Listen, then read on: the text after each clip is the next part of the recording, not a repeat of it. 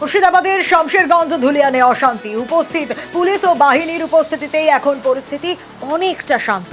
এই অবস্থায় মুর্শিদাবাদে এখনই রাজ্যপালকে না যাওয়ার আবেদন জানিয়েছেন মুখ্যমন্ত্রী। আমি রিকোয়েস্ট করব এই মুহূর্তে সিচুয়েশন কেউ যেন আমরা গিয়ে লোকাল ছাড়া আর সিচুয়েশনকে আমরা যেন কেউ যে শান্তির বাতাবরণ ফিরে এসেছে, এখন মানুষের কাছে যেটা প্রয়োজন সেটা হচ্ছে কনফিডেন্সটা বিল্ড আপ করা। সেই কাজটা প্রশাসন করছে, তা নাহলে আমি নিজেও যেতে পারতাম। তাহলে আমি যাচ্ছি না কেন? আমি তো যাবো ঠিক টাইমে। আমি অ্যাপিল করব মাননীয় রাজ্যপাল মহাশয়কে, প্লিজ ওয়েট ফিউ ডেজ মোর। আমাদের স্টেট উইমেন কমিশনও যেতে চেয়েছিল, তাদেরও আমরা বলেছি কিছুদিন অপেক্ষা করুন, আগে ওদের মধ্যে কনফিডেন্সটা বিল্ড আপ হোক।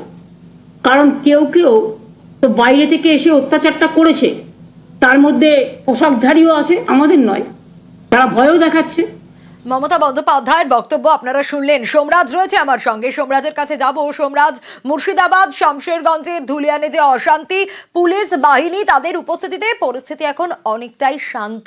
মমতা বন্দ্যোপাধ্যায়ের তরফ থেকে তাই আবেদন জানানো হয়েছিল, রিকোয়েস্ট করা হয়েছিল রাজ্যপালকে।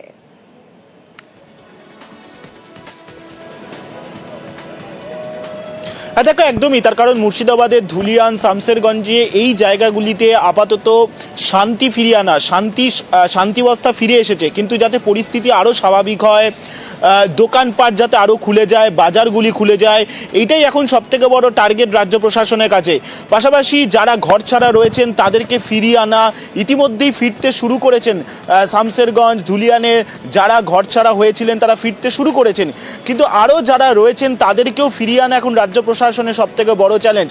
এবং আগামী কয়েকদিন যাতে গোটা পরিস্থিতি এই অবস্থায় থাকে, অর্থাৎ শান্তিবস্থা বজায় থাকে, একটা স্থিতাবস্থা বজায় থাকে, সেটাই এখন রাজ্য প্রশাসনের টার্গেট। সেই কারণেই মুখ্যমন্ত্রী মমতা বন্দ্যোপাধ্যায় এই আবেদন জানিয়েছেন, শুধুমাত্র রাজ্যপাল নয়, যাতে কেউ আপাতত মুর্শিদাবাদে শামশেরগঞ্জ ধুলিয়ানে না যান, সময় রয়েছে, তারা পরবর্তীকালে যেতেই পারেন। মুখ্যমন্ত্রী মমতা বন্দ্যোপাধ্যায় তিনি জানালেন তিনিও মুর্শিদাবাদ যাবেন, কিন্তু এখন তিনি যাচ্ছেন না, তার কারণ যাতে গোটা পরিস্থিতি স্থিতাবস্থা আসুক, অর্থাৎ যাতে ধুলিয়ান শামশেরগঞ্জ সচল হোক, এবং সচল হওয়ার পরেই তারপরে যাতে যান রাজ্যপাল সিভি আনন্দ বোস। তিনি অবশ্য জানাচ্ছেন যে তার কাছে আজকে যেহেতু বেশ কয়েকজন এসেছিলেন, বাসিন্দারা যারা ঘর ছাড়া রয়েছেন তারা এসেছিলেন, তারা তাদের অভিজ্ঞতার কথা জানিয়েছেন, তিনি নিজে চোখে দেখতে চান গোটা পরিস্থিতিটি, এবং তিনি রাজ্য সরকার কেন্দ্রীয় সরকারের প্রতিনিধি হয়ে যেতে চান, এবং সেই কারণেই তিনি যাওয়ার আগ্রহ প্রকাশ করেছেন। কিন্তু এখনো পর্যন্ত যা খবর, আগামীকাল তিনি যাবেন। কিন্তু মুখ্যমন্ত্রীর যে আবেদন, সেই আবেদনের প্রেক্ষিতে রাজভবন কিন্তু নতুন করেও কিছু ভাবনা চিন্তা শুরু করেছে।